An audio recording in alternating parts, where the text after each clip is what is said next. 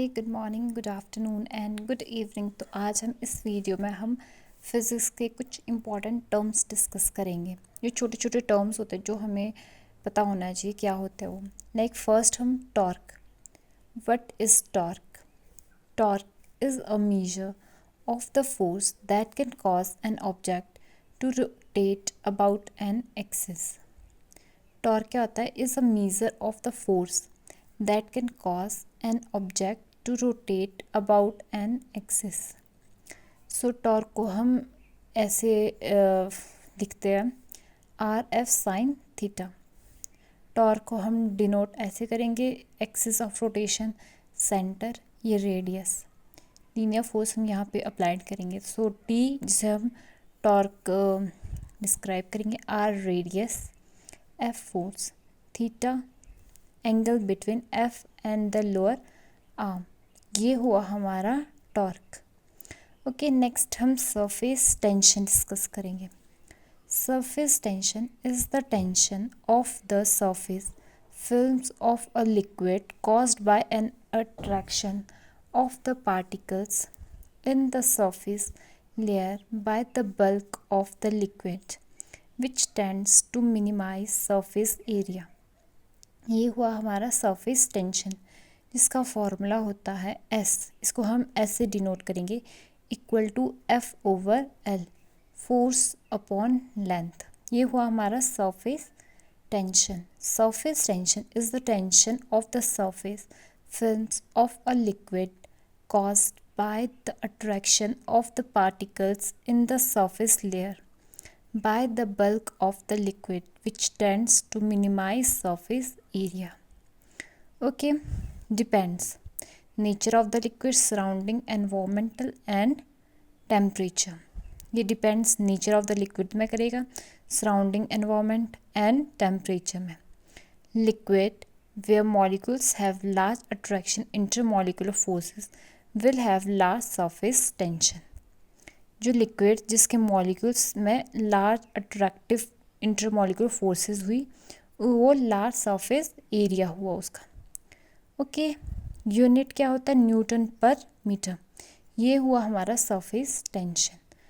Torque surface tension में अभी discuss की। अब हम नेक्स्ट डिस्कस करेंगे। So gravitational potential.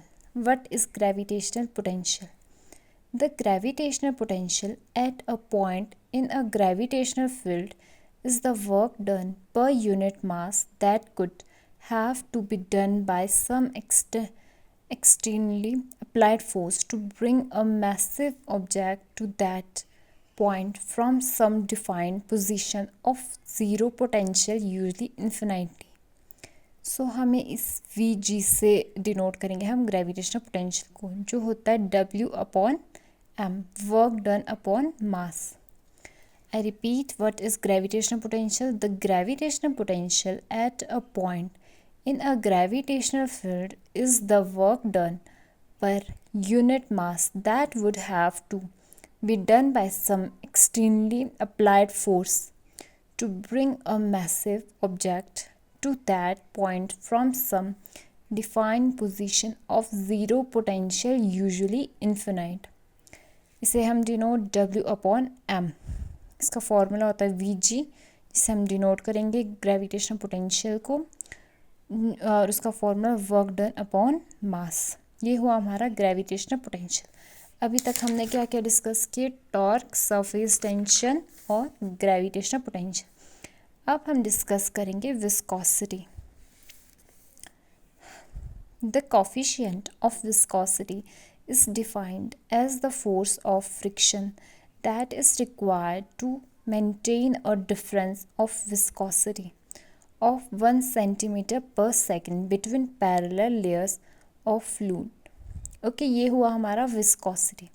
क्या हुआ? The coefficient of viscosity is defined as the force of friction that is required to maintain a difference of viscosity of 1 centimeter per second between parallel layers of fluid. इसे हम denote eta से करेंगे, equal to F upon A D V over D X. Eta equal to FA/dV/dx। इसका unit क्या होता है? Pascal seconds, या हम इसको किलोग्राम पर मीटर पर सेकेंड। यूनिट क्या होता है इसके? दो होते हैं, पास्कल सेकेंड्स भी होते हैं विस्कोसिटी के और किलोग्राम पर मीटर पर सेकेंड। ओके, हमने आज 4 किए। अब नेक्स्ट जो है इम्पल्स। इम्पल्स क्या होते हैं? Impulse of force is the product of the resultant force to the duration of the force. Force is constant. I repeat, what is impulse? Impulse of force is the product of the resultant force to the duration of the force. Force is constant. So impulse equal to force into time. Unit क्या होता है? Newton metre. Impulse का formula क्या होता है? Force into time and unit is newton metre. So ये हुआ impulse. अब हम नेक्स्ट जो डिस्कस करेंगे वो होगा radius of gyration. The distance from the centre of the mass of a body at which the whole mass could be concentrated without changing its momentum of rotational inertia about an axis through the center of mass. ये हुआ radius of gyration. I repeat, what is radius of gyration? The distance from the center of the mass of a body at which the whole mass could be concentrated without changing its momentum of rotational inertia about an axis through the center of mass. ये हुआ radius of gyration. So ये हुआ under root momentum of inertia of body upon total mass of body. Okay, so ये under root 1/mi. Okay, so ये हुआ हमारा radius of gyration. So this is all about this video. Please video को like, share and subscribe करना। Thank you.